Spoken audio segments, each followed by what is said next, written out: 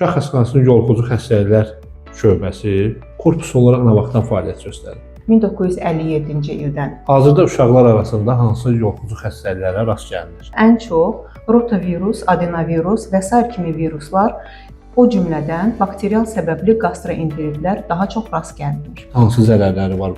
Həkim məsləhəti olmadan hansısa bir preparatın uşaqlara verilməsi. Çox təəssüflər olsun ki, valideynlər arasında belə hallarla rastlaşırıq. Uşaqlara lazım olmadığı, ya qonşudan, ya aptek işçisindən hər hansı bir dərman vasitəsini soruşaraq uşaqlarını qəbul etdirirlər. Həkim olaraq gələcək hədəfiniz nədir? Daha da öz üzərində işləmək, tibbi bacarıqlarını artırmaq.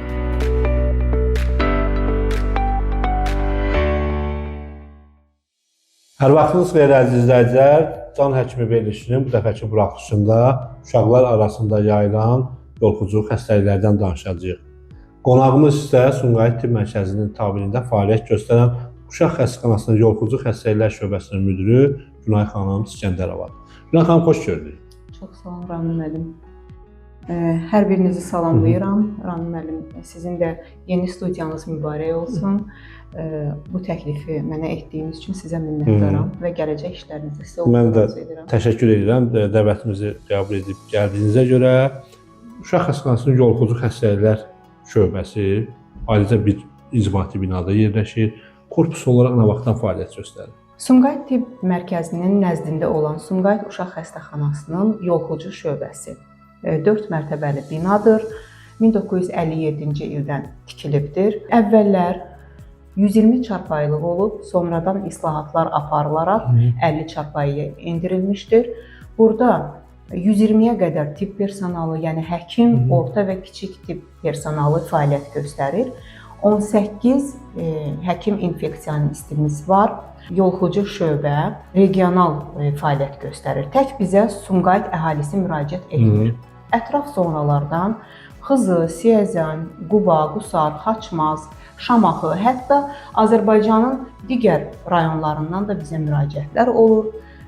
Xəstələr stasionar yatışa yerləşdirilir və klinik sağalma ilə evə buraxılır. Bizim yoluxucu şöbənin bir qolu var, intensiv terapiya bloku. Bu şöbədə daxil olan ağır xəstələrə yardımlar göstərilir. Lazımdırsa 3 gün ərzində yatışa verilir və əgər xəstənin vəziyyəti stabilləşirsə, yoluxucu şöbəyə köçürülərək müalicəsi davam etdirilir. Uşaqlar klinik sağalma ilə evə yazılır. 2024-cü ildə hardasa 1000-ə qədər qızılcadan ağırlaşma ilə ətraf zonalardan, o cümlədən Sumqayıt əhalisindən bizə müraciət oldu. Şükürlər olsun ki, biz qızılcadan ölüm halı qeyd olunmadı. Tibbi personalın peşəkarlığı burada öz sözünü dedi. Yəqin ki, düşünürəm ki, sevindirici haldır ki, bu yoluxmalar arasında heç bir ölüm faktı qeydə alınmadı. Evet.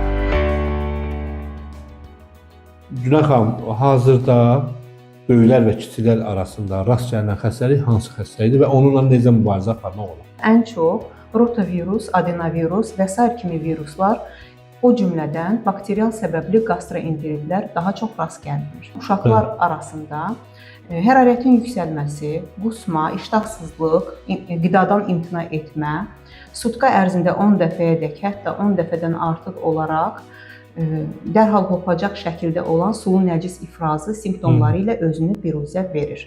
Bu xəstəliklər uşaqlarda tez bir zamanda ağırlaşma ilə nəticələnə bilər. Ağırlaşmanın səbəbi isə su və elektrolit itkisidir və buna görə də belə uşaqların müalicəsində ilkin tədbir su və elektrolit balansının bərpasına yönəldilməlidir. Ev şəraitində belə uşaqlara necə yardım göstərmək olar? Ev şəraitində əgər uşaqda davamlı qusma varsa, suyu belə qaytarırsa, mütləq təcili yardım çağırılmalıdır və ilkin müdaxilə aparılmalıdır. Əgər ehtiyac varsa, belə uşaqlar hospitalizasiya olunmalıdır. Lakin uşaq əgər qidanı qaytarırsa, suyu qaytarmırsa, qida verməkdən, o cümlədən hər hansı bir dərmanı qəbul etdirməkdən çəkinmək lazımdır. Çünki bunun heç bir mənası yoxdur. Bol maye tələbatını ödəmək lazımdır. Qurtum-qurtum uşağa maye verilməlidir. Əgər hərarəti yüksəkdirsə, peroz, dərman verilməməlidir. Yəni, qızdırma salıcılar əsasən şam şəklində tətbiq olunmalıdır. Hazırda Sumqayıtda uşaqlar arasında yoluxucu xəstəliklərin daha çox hansı yayılıb və infeksion vəziyyət necədir? Məsələn, götürək bizim şöbəmizdə hardasa 43 xəstə var. Onun bir 70% gastroenteritlərdir, digər faizi digər infeksiyalardır. Yəni qızılca infeksiyası da var, göy öskürək də var, skarlatina da var. İnfeksion xəstəliklərin qarşısını almaq üçün valideynlərə nə tövsiyə edərsiniz? İnfeksion xəstəliklərin qarşısını almaq üçün ən başlıcası həmişə qeyd etdiyimiz kimi gigiyenik qaydalara əməl etmək lazımdır. Yəni burada uşaqlara əl yuma vərdişlərini aşılamaq lazımdır. Əsasən də yeməkdən öncə və tualetdən sonra. Peyvəndlər olunmalıdır vaxtı-vaxtında. Peyvəndlər cədvəlinə əsasən bilmək lazımdır ki, uşağın bütün peyvəndləri olunubmu? Bundan başqa, deməli, uşaqlar doyunca, yəni istirahət etməlidirlər, yatmalıdırlar. Təhlükəsiz qidalardan istifadə etmək lazımdır. Əsas da uşaqlara düzgün və təmiz qidalanma vərdişlərini aşılamaq lazımdır. Açıq havada hər hansı bir qidadan istifadə edərkən ehtiyatlı olmaq lazımdır. Bu sadə üsullara əgər əməl olunarsa, uşaqlar arasında yayılan infeksion xəstəliklərin bir xeyli qisminin qarşısını almaq olar. Uşaq arasında hansısa bir infeksion xəstəlik yaranır, həmin uşağı valideyn məktəbə göndərir və bunun hansı yoluxuculuq qabiliyyəti var? Digər uşaqları da yoluxdurarmı? Hansı problemlərlə üzləşmək olar? Deməli, elə infeksion xəstəliklərdən qorunma üsulunun biri təmasdan qaçınmaq lazımdır. Yəni, xəstə uşaq olan yerə uşağı aparmaq olmaz. Bundan başqa, əgər uşaqda hər hansı bir xəstəlik hiss olunursa, kollektivə göndərilməməlidir. Təəssüf ki, indiki valideynlərin bəziləri uşaq xəstə olsa da onu kollektivə göndərirlər. Bu da infeksiyaların yayılmasına səbəb olur. Təcrid olunmalıdır uşaq. Bəli, təcrid olunmalıdır və evdə qalması təmin olunmalıdır. Bəzən valideynlər həkim məsləhəti olmadan uşaqlara hər hansı bir dərman preparatını verirlər və bəzən də bu hansısa bir ağır fəsadlarla nəticələnə bilər. Ümumiyyətlə hansı zərərləri var həkim məsləhəti olmadan hansısa bir preparatın uşaqlara verilməsi? Çox təəssüflər olsun ki, valideynlər arasında belə hallarla rastlaşırıq. Uşaqlara lazım olmadığı, ya qonşudan, ya aptek işçisindən hər hansı bir dərman vasitəsini soruşaraq uşaqlarını qəbul etdirirlər. Lakin bunların yan təsirləri ola bilər. Uşaqlara hər bir dərman onun yaşına uyğun, onun fərdi yanaşma tələb edir. Bəli. Lazım olmadı, hər hansı bir dərman verilərsə, allergik reaksiyalar ola bilər, bağırsaq pozulmaları ola bilər və s. kimi yan təsirlər ola bilər. Dərman asılılığı yarana bilər. Uşaq orqanizmində belə bir xüsusiyyət var, təbii müalicə prosesi deyilir buna.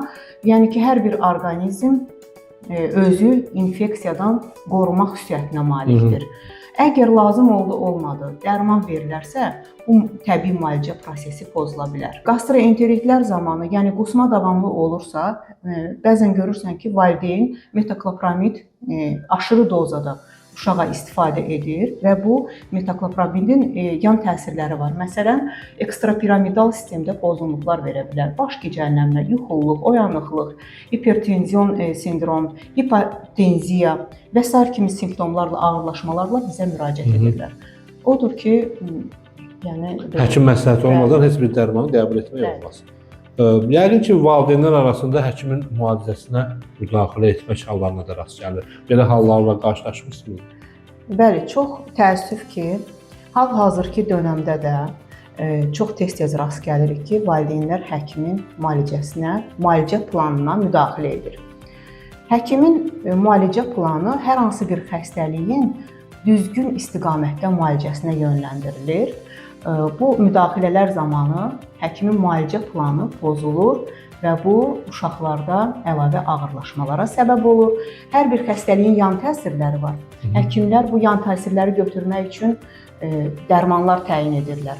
Məsələn, valideyn səhlənkarlıq edib hər hansı bir dərmanı vermirsə, qəbul etdirmirsə, bu uşağın səhhətində daha da ağırlaşmaya gətirib çıxarır. Özünüz də həkimsiz, həkim infeksionist. Həkim olaraq gələcək hədəfiniz nədir? Daha da öz üzərində işləmək, tibbi bacarıqlarımı artırmaq. Hər bir qonağımıza belə bir ənənəvi sualımız var. Veriliş olaraq bizə təklifiniz nədir? Rami müəllim, veriliş olaraq belə bir təklifim ola bilərdi ki, canlı yayımda xəstələrlə əlaqə yaradaq və xəstələr həkimlərə sual versinlər, biz cavablandıraq. Oldu, təşəkkür edirəm dəvətimizi qəbul edib gəldiyinizə görə. Hörmətli izləyicilər, xatırladım ki, qonağımız Sumqayıt Tibb Mərkəzinin Uşaq Xəstəxanasının Yoluxucu Xəstəliklər Şöbəsinin müdiri Günay xanım İskəndərova idi.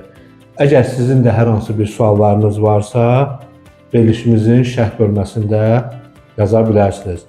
Bununla yanaşı, növbəti verilişlərimizdə hansısa həkimi qonaq kimi görmək istəyirsinizsə, onu da zəhmət olmasa verilişimizin şərh bölməsində qeyd edin.